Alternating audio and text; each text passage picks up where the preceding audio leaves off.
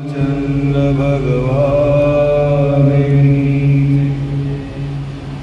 वृंदावन बिहारी लाल की,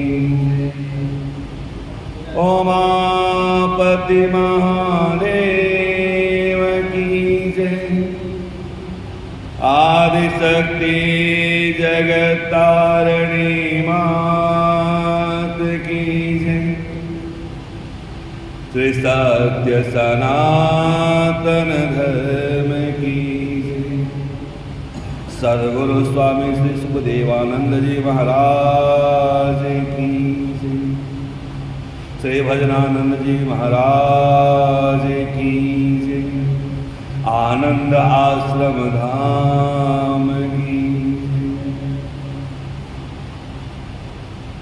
गजाननं भूतगणाधिसेवितं कपित्थजम्बो फलचारुभक्षणम् उमासुतं शोकविनाशकारकं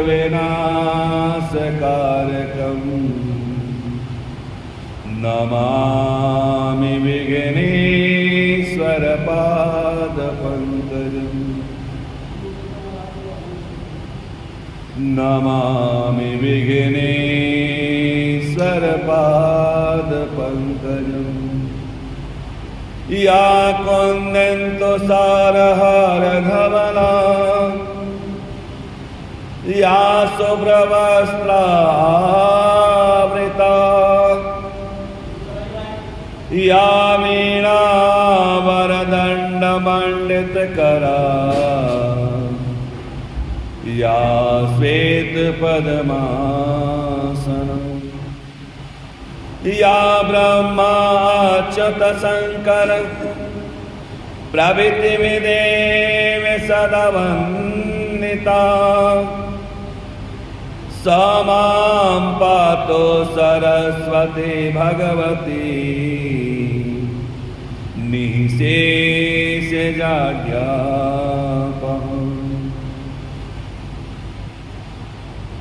सौराष्ट्रे सोमनाथं च श्रीशैले मल्लिकार्जुनम् उज्जयिन्यां महाकालम् ओंकारे परमेश्वरम् केदारं हिमत्वपृष्ठे डाकिन्यां भीमशङ्करम् वाराणस्या विश्वेशं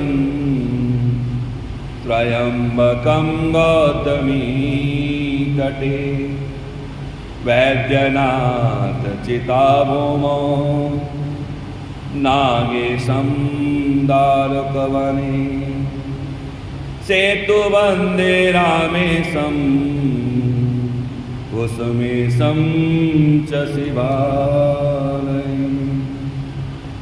गुरुर्ब्रह्मा गुरुर्विष्णु गुरुर्देवो महेश्वर गुरु साक्षात् परं ब्रह्म तस्मै श्री गुरुवे नमः। अखण्डमण्डलाकारं व्याप्तं येन चराचरं तत्पदं दर्शितेन तस्मै श्री गुरुवे नमः। तस्मै श्री गुरुवे नमः।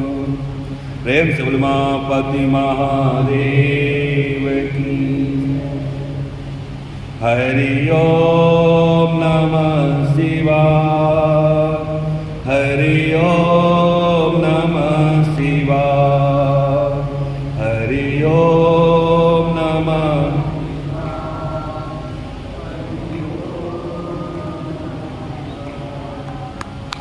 हरि ओम नमः शिवाय।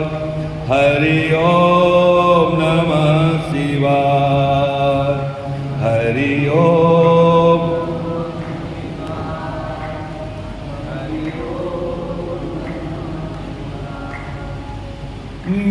टेर सुनी त्रिपुरारी, मेरी टेर अब तो लो खबर हमारी, अब तो लो तेरे द्वार पे हम हैं तेरे द्वार पे। हरि ओम नमः शिवाय, हरि ओम, हरि ओम नमः शिवाय, हरि ओम नमः शिवाय, हरि ओम।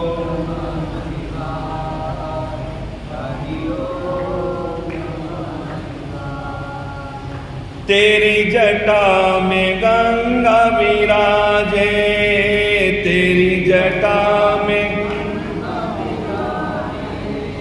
माथे पे चंदा साजे, माथे पे और डम डम डमरू बजाए, और डम डम। हरि ओम नमः शिवाय, हरि ओम, हरि ओम नमः शिवाय, हरि ओम नमः शिवाय, हरि ओम।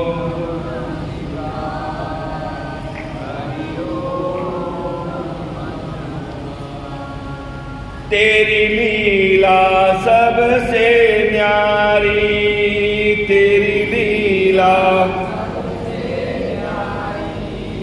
जिसे जाने दुनिया सारी, जिसे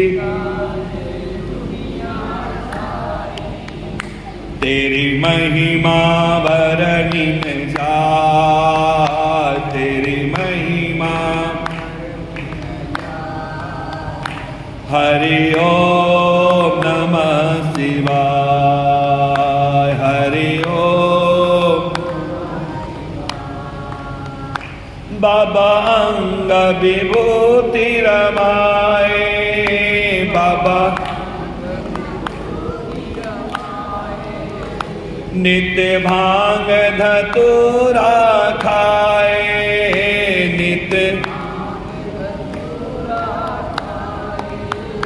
श्री राम का ध्यान लगा, श्री राम का। हरि ओम नमः शिवाय, हरि ओम। ये भक्त तेरा गुण गाए, ये तेरे चरणों में शीश नवाए, तेरे चरणों में गुण गान करे चितलाए, गुण गान। हरि ओम नमः शिवाय, हरि ओम। हरि ओम नमः शिवाय, हरि ओम नमः शिवाय, हरि ओम।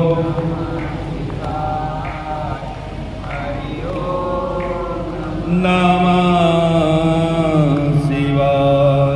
प्रेम से बोले महापति महादेव की। ओम तत्पुरुषाय विद्महे महादेवाय धीमहि तन्नो रुद्र प्रचोदयात्,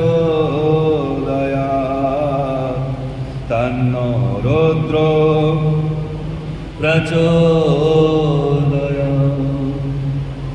सबसे पहले आप सबको गुरु पूर्णिमा की ढेर सारी बधाई।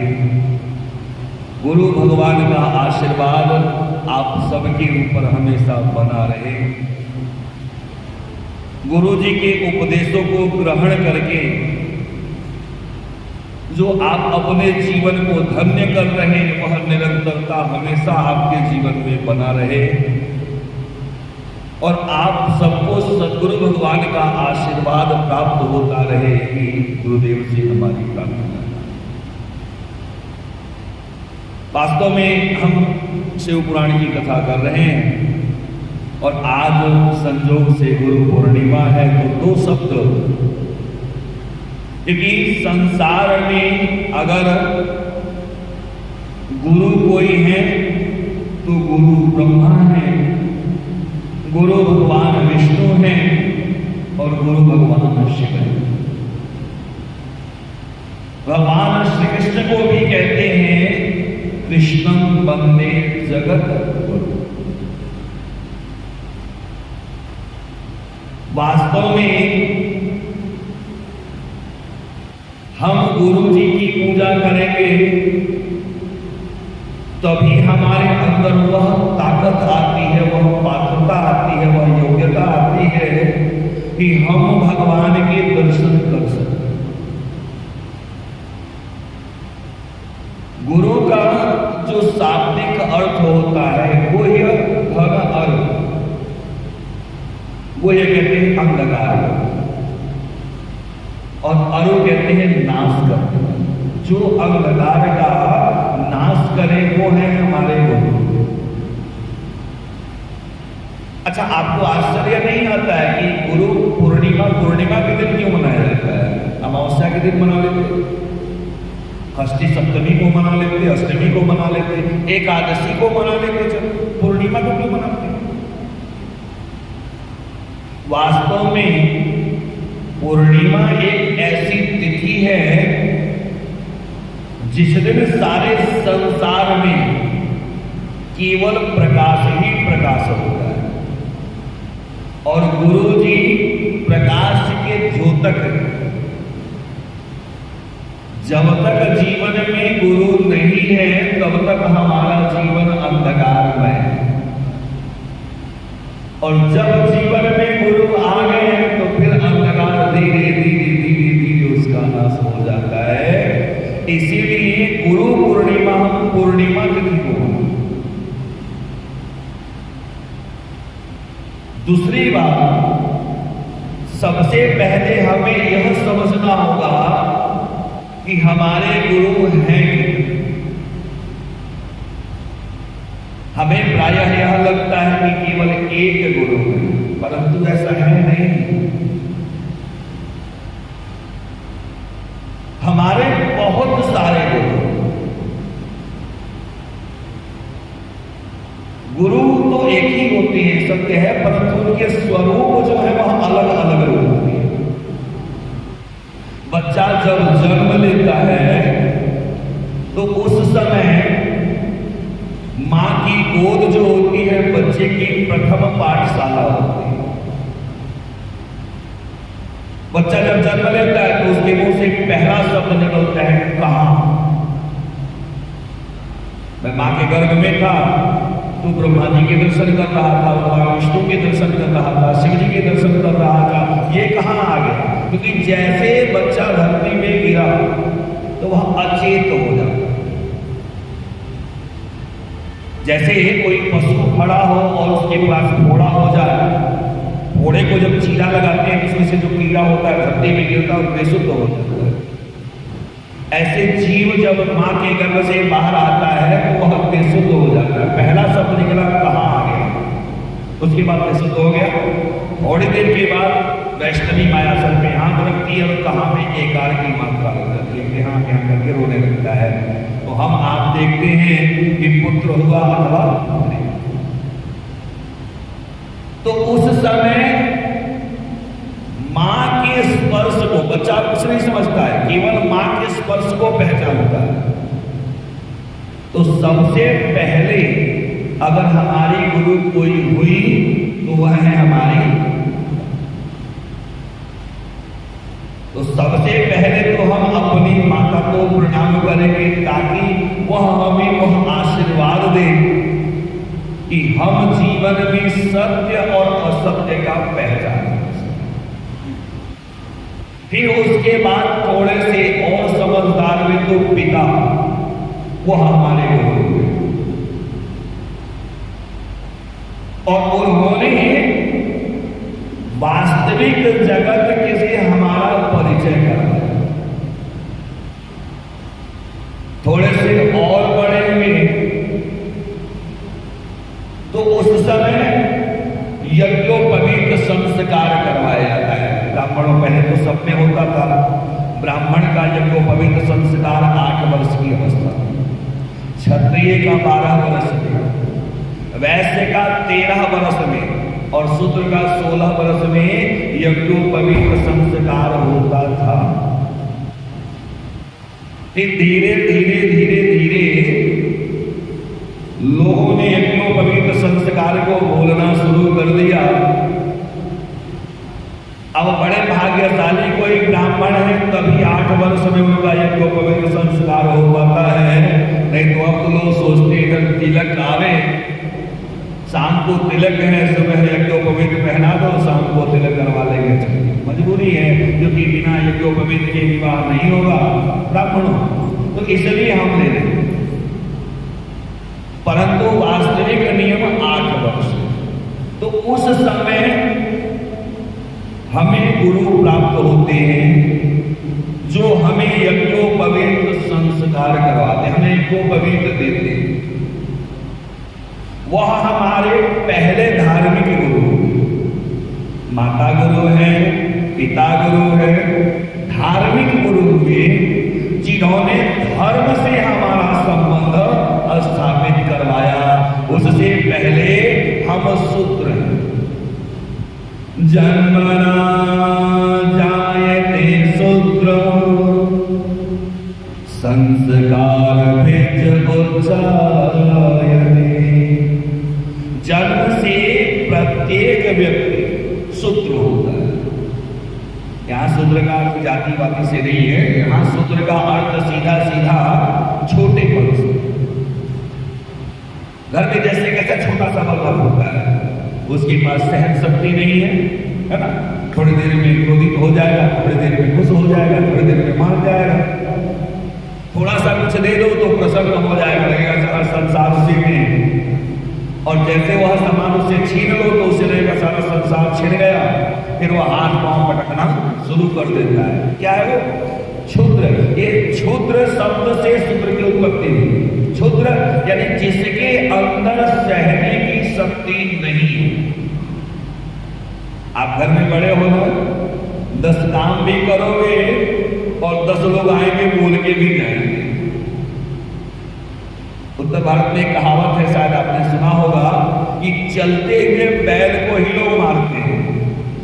जो बैठ गया ना, थोड़ी देर के बाद पूंछ वगैरह वो मीठेंगे कि भाई शायद खड़ा हो जाए, और अगर वह खड़ा नहीं हुआ तो छोड़ देंगे, कहीं जाने दो, उनका आदर बढ़ है, आलसी है, नहीं उठेगा, छोड़ दो।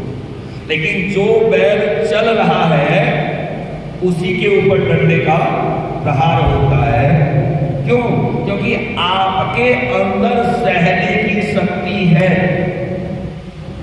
तो आप चाहे किसी भी जाति के अंतर्गत हो, परंतु आप शूद्र नहीं हो, क्योंकि आपके अंदर सहने की शक्ति है। और जिसके अंदर सहने की शक्ति नहीं है, थोड़ी देर में ही वह अपना आपा खो देता है, थोड़ी देर में ही वह अपने पराये को करने लगता है। तो समझ लीजिए वह क्षुद्र बुद्धि है। कहते हैं क्षुद्र बुद्धि है। थोड़ा सा किसी को कुछ उपकार कर दिया तो बार बार कहने लगता है कि भाई देखो, इसका तो हमने ये किया, इसका हमने वो किया। और गुरुदेव हमारे जीवन को बदल करके रख देते हैं। जब तक जीवन में गुरु नहीं है तब तक हमारे पास कुछ भी नहीं, हम अंधकार में जी रहे हैं। परमात्मा ने संसार में भेद जरूर दिया है, लेकिन जीवन को जीना कैसे चाहिए यह हमें पता नहीं है। इसीलिए कहते हैं जिसने गुरु मंत्र नहीं लिया है वह जहां बैठ जाता है वहां की 3.5 हाथ भूमि अपवित्र हो जाती है। जिसने गुरु मंत्र नहीं लिया, जिसको हम कहते हैं निर्गुणा, है ना, जो निगुणा है उसके हाथ का स्पर्श किया हुआ भोजन भी ग्रहण नहीं करना चाहिए। आप ग्रहण करते हैं तो जैसे गोमांस ग्रहण करते हैं। अगर पानी पी रहे हैं तो मदिरा ग्रहण कर रहे हैं, इतना दोष है। तो ऐसा व्यक्ति अगर दान करता है तो उसका दान फलित होगा। अब अगर आपके जीवन में गुरु जी हैं तो आपको बताएंगे कि पुत्र दान कैसे करना चाहिए। हम सब दान करते हैं लेकिन कहीं न कहीं हमसे अपराध हो जाता है। आप कहेंगे कैसे?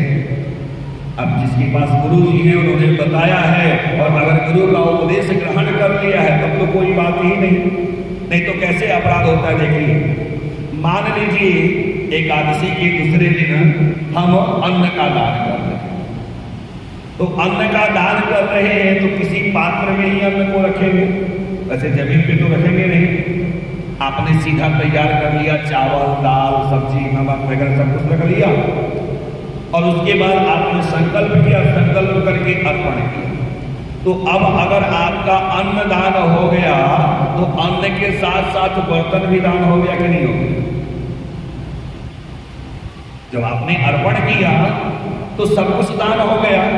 आप क्या करते हो? अन्न तो दे देते हो और पात्र घुमा करके लेके चले जाते हो, वही आपका फल समाप्त हो गया। तो अगर आपके जीवन में सद्गुरु हैं, उन्होंने आपको बताया है मेरे बच्चे, जब दान करना हो तो संकल्प के साथ बोलो पात्र विहाय। मैं पात्र दान नहीं करता, नहीं तो आप दान देते हैं और दान वापस लेकर के चले आए तो फिर आपके जीवन में वही स्थिति हो जाएगी जो नहीं होगी। माता पार्वती, जिनकी कथा हम आगे अभी सुनेंगे, माता पार्वती जब सती का शरीर त्याग करती है, मां पार्वती के रूप में प्रकट हुई, उस समय बिल्कुल अबोध बालिका। नारद जी संयोग से आए, फिर मां जी ने कहा कि महाराज ऐसा है, मेरी बिटिया हुई है, इसका भाग्य आप बताइए। तो नारद जी ने अपने अपने हिसाब से बता दिया कि महाराज इनके जो पति होंगे वो नग्न होंगे, अमंगल वेश धारण करने वाले होंगे, अकुली होंगे। अब 3 लोगों ने सुना, माता मैनावती ने सुना, हिमालय जी ने सुना और माता पार्वती सुना।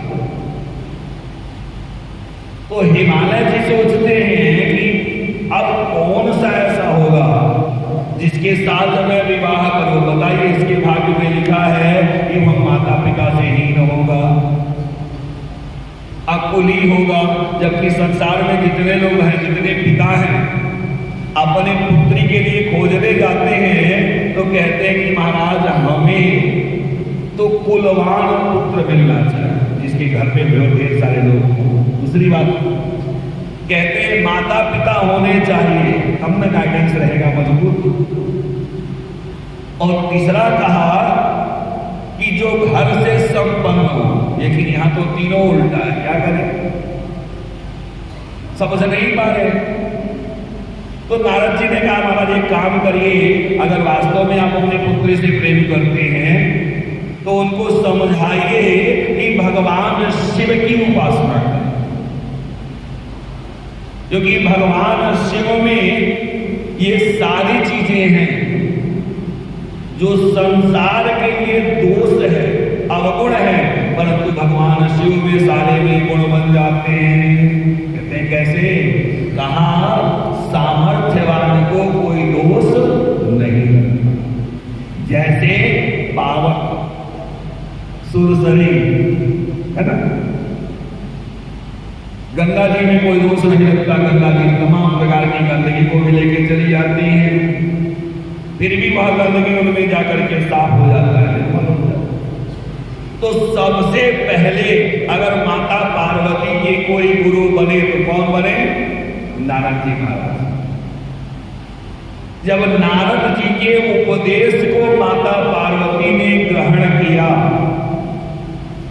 और उस उपदेश पर चलती रही, सप्तऋषि लोग जब परीक्षा देने आते हैं तो माता पार्वती ने कहा महाराज पहले तो आप आए नहीं हमारे जीवन में, पहले आते तो शायद मैं आपकी सीख ले लेती, लेकिन अब मैं क्या करूं, मैंने मन को शंभू पे मार दिया है। संसार में जो व्यक्ति गुरु के उपदेश पर विश्वास नहीं करता, जब तक सूर्य और चंद्रमा है तब तक उसे नरक में वास करना पड़ता है। केवल गुरु मंत्र ले लिया, अपने कान फुकवा लिया, उससे आप पवित्र हो गए ऐसा मत सोचिए। गुरु मंत्र लेने के बाद गुरु जी ने जो मंत्र दिया है, कम से कम एक माला उसका जप अवश्य करना चाहिए।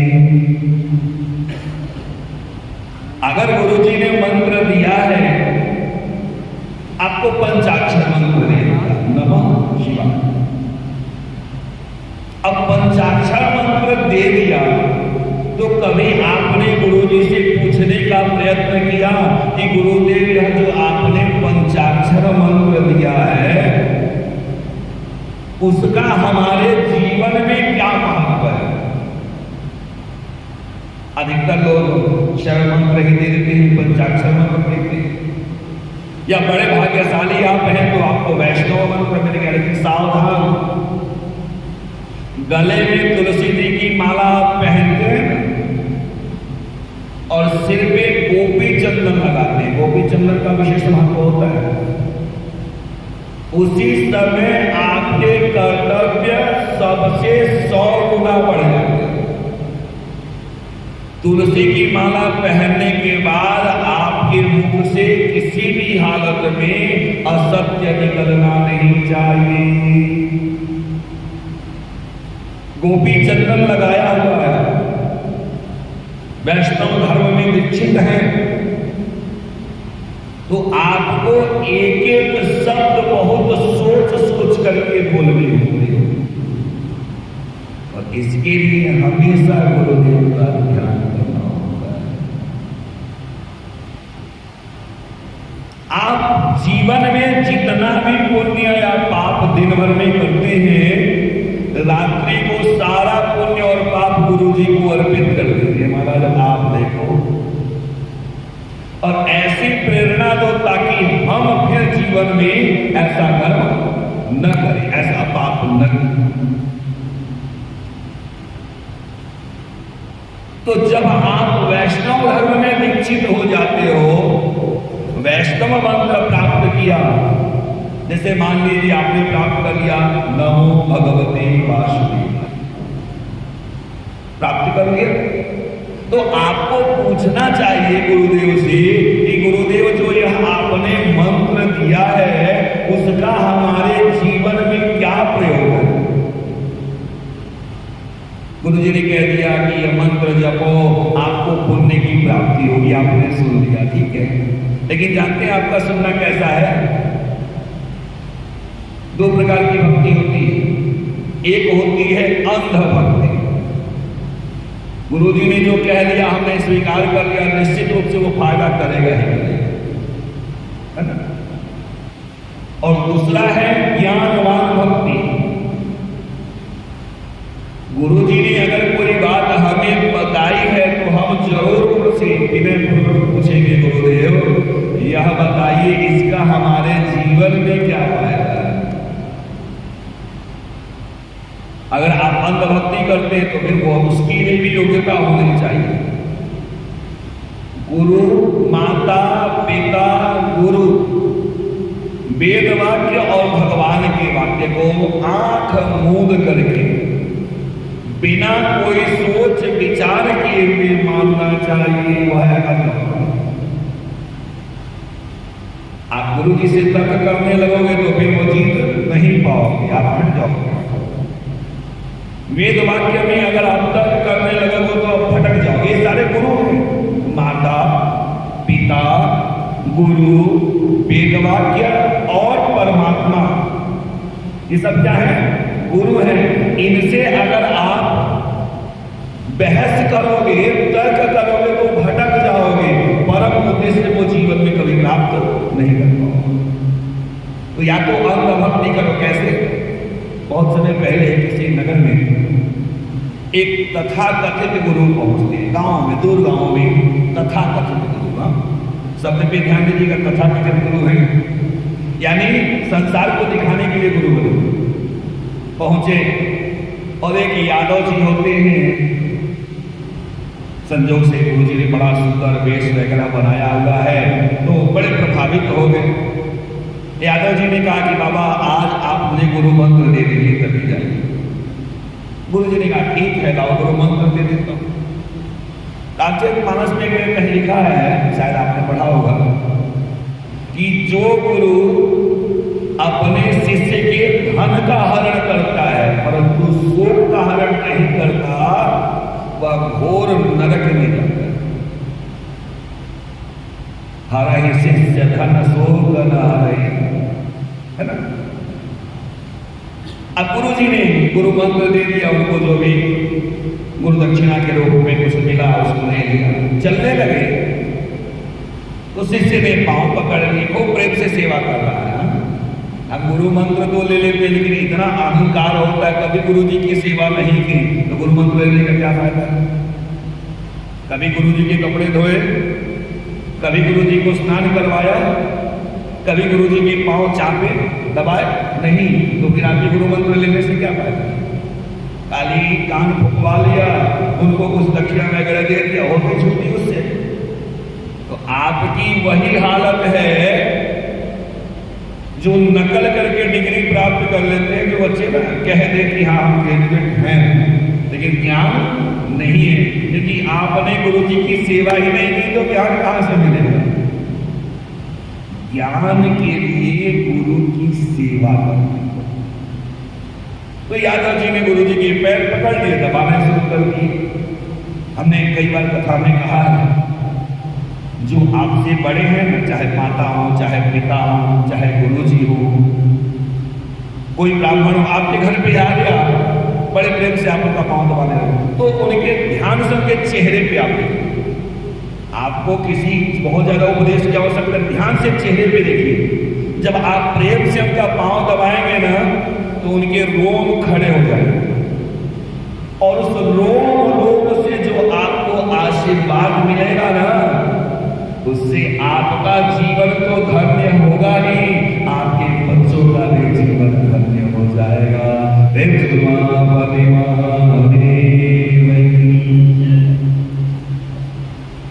तो यादव जी ने बड़े प्रेम से गुरु जी के पांव दबाने लगे।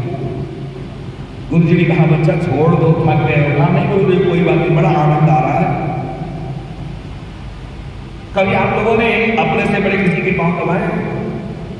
कोई बहुत सारे लोग होंगे जो पहले वाले लोग दबाए होंगे। आजकल के शिक्षित लोग जो है अपने आप को वेल एजुकेटेड कहते हैं, वो नहीं दबाते, क्योंकि सबसे पहले लॉर्ड मैकाले ने जो शिक्षा पद्धति निकाली थी उसका उद्देश्य ही था कि अपने सारे संस्कार भूल जाओ और नौकरी करना सीखो।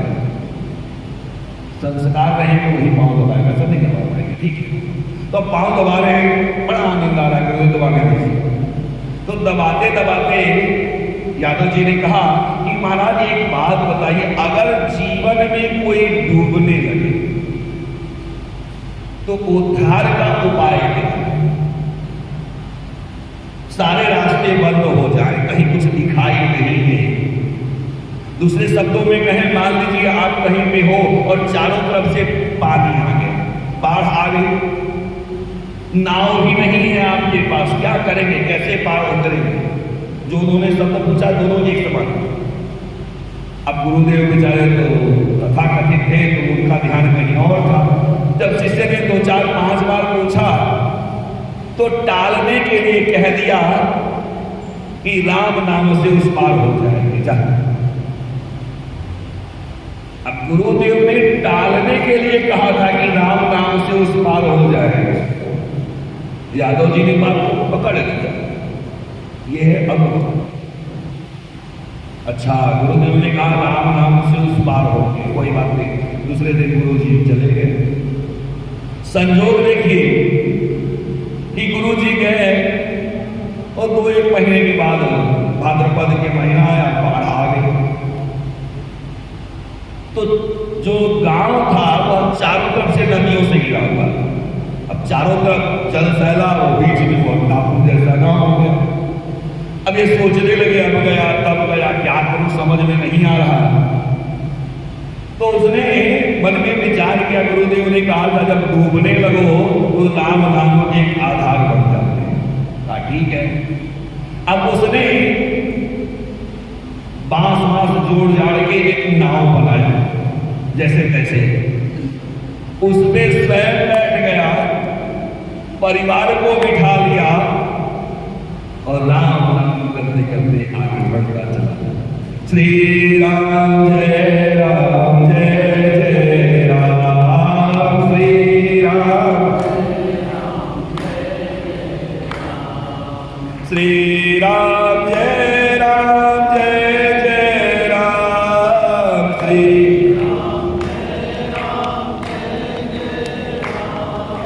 जय रघुनंदन जय घनश्याम, जय रघु श्री राम जय राम जय जय राम, श्री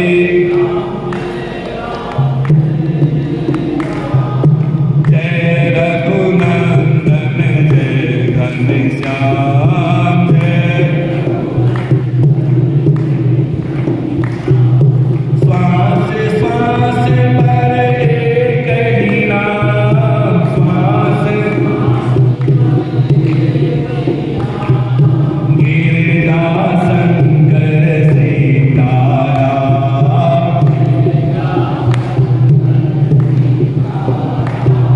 श्री राम जय जय राम,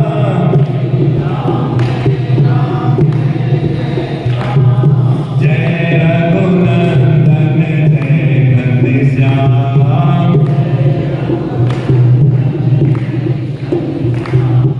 भज लो भाई राम के नाम, भज लो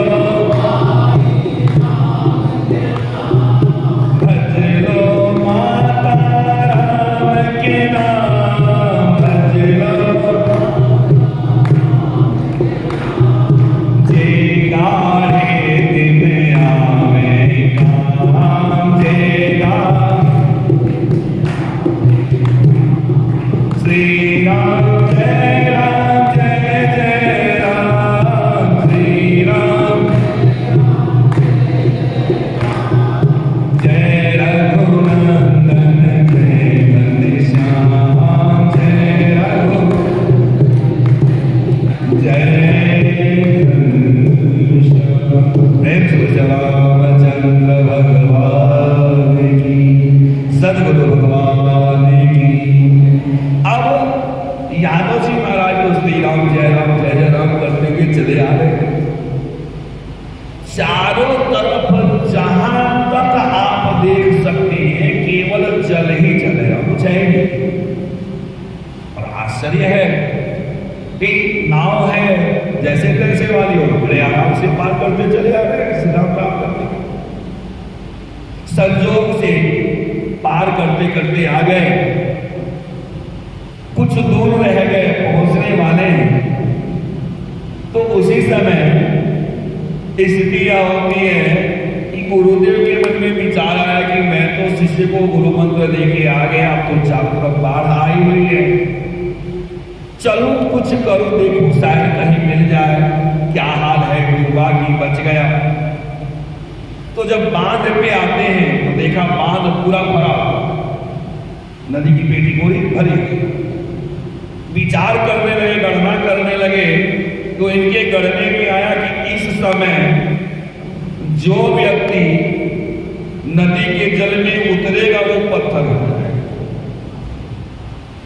इन्होंने गणना किया, अपना देखा, कहा कि इस समय जो व्यक्ति उतरेगा वो पत्थर हो जाएगा।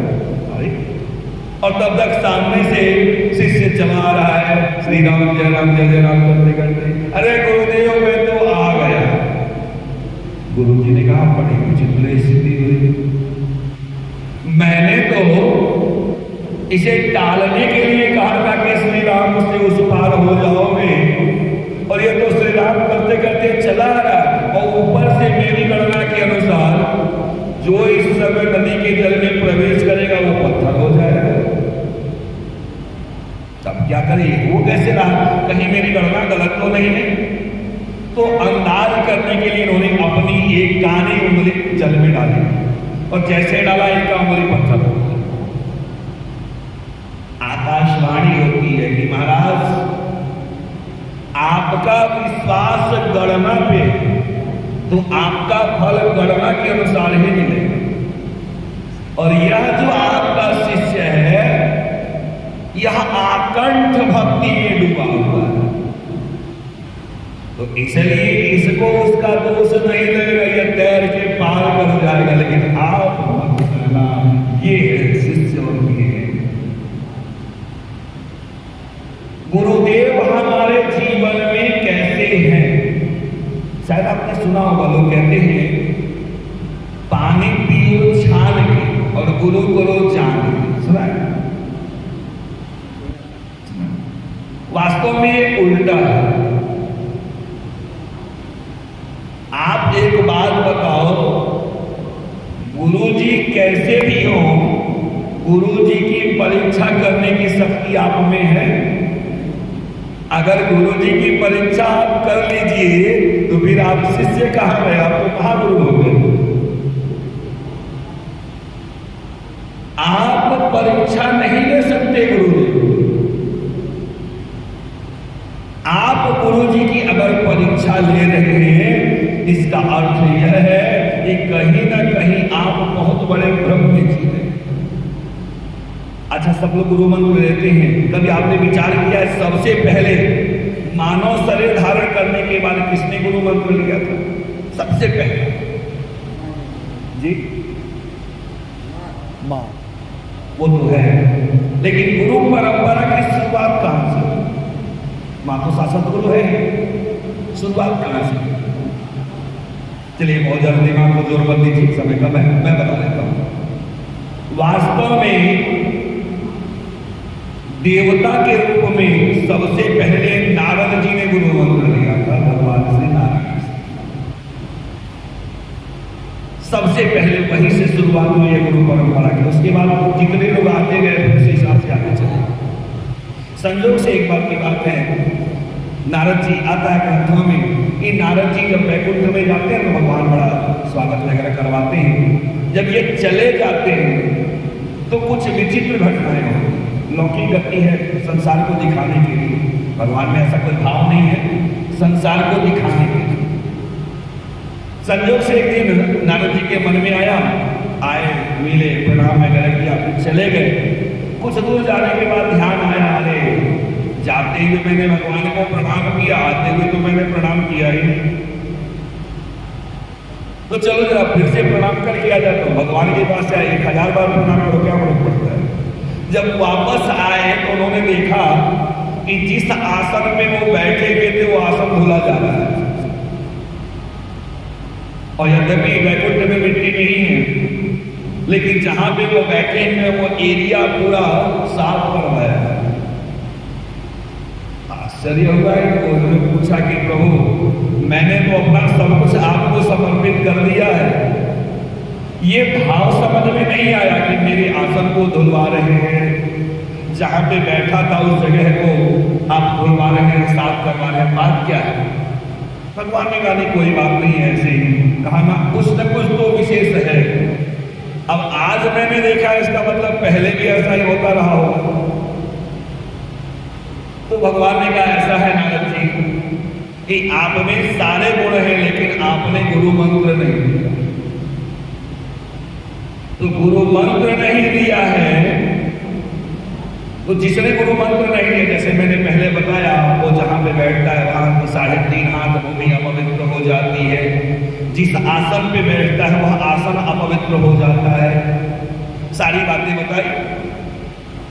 तो नारद जी ने कहा, प्रभु अगर इतना बड़ा पापी मैं हूं, इतना बड़ा दोषी हूं, तो मेरी इच्छा है कि मैं आपसे ही गुरु मंत्र ले।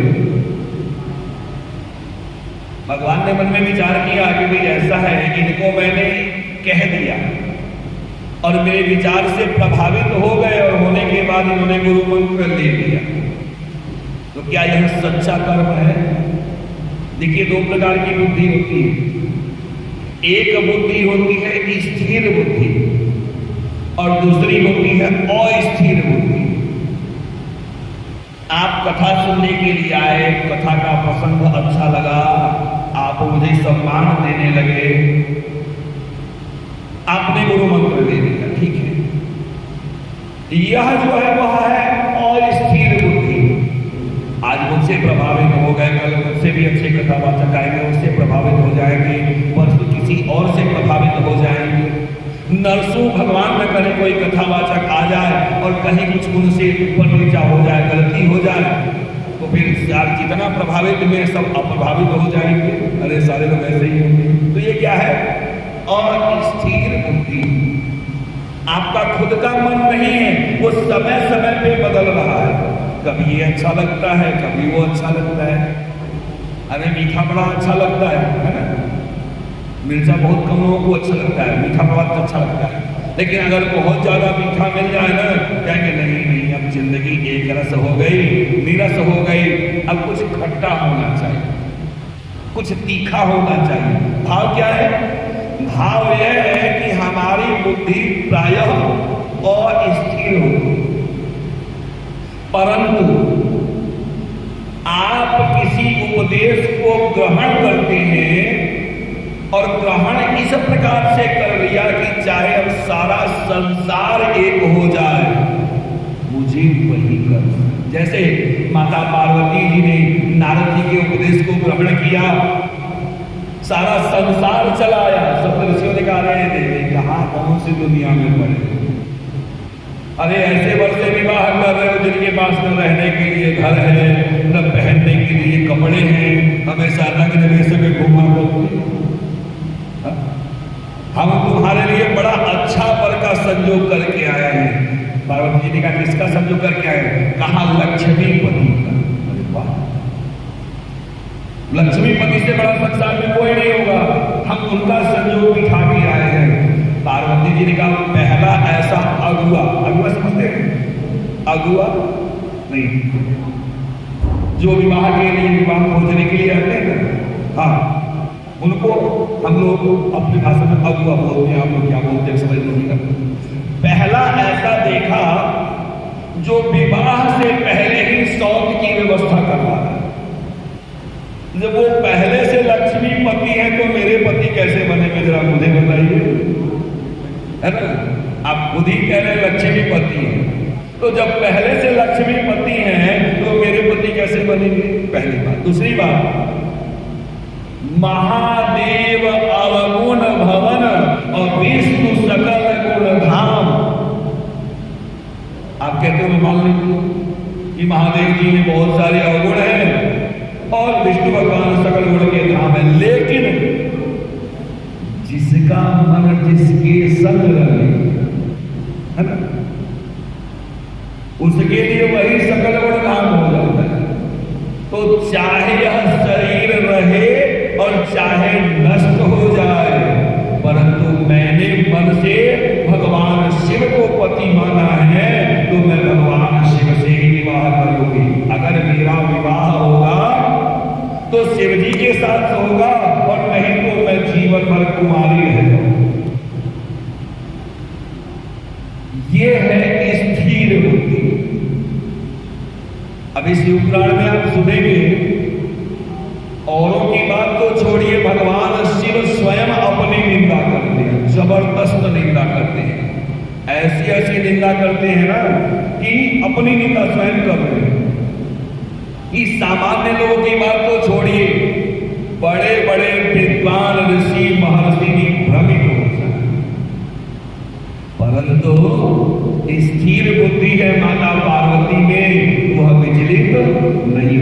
सब विचलित हो गए लेकिन माता पार्वती विचलित नहीं होती है। तो भगवान ने विचार किया मन में कि नारद जी की बुद्धि अस्थिर है कि स्थिर है, देखना चाहिए। तो भगवान कहते हैं सुनो, ऐसे मैं तुमको गुरु मंत्र नहीं दूंगा, किसी को देता ही नहीं।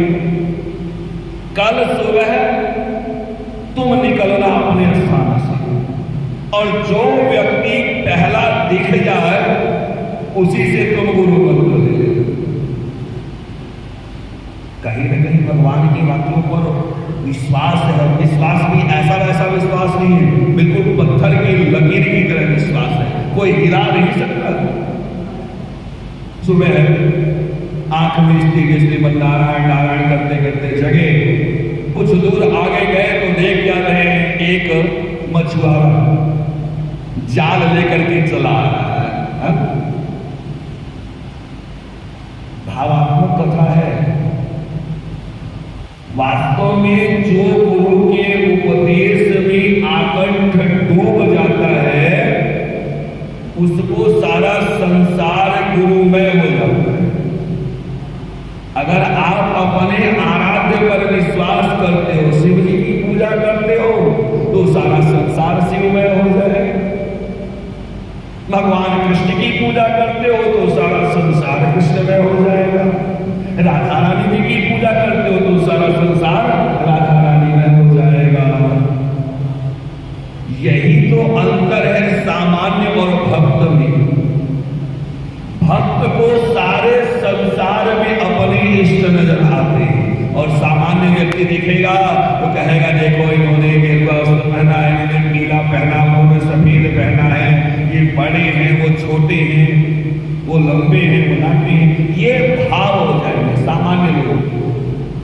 लेकिन जो भक्त होता है उसको सारा संसार भक्त में दिखाई देगा। वही चीज यहाँ पे है।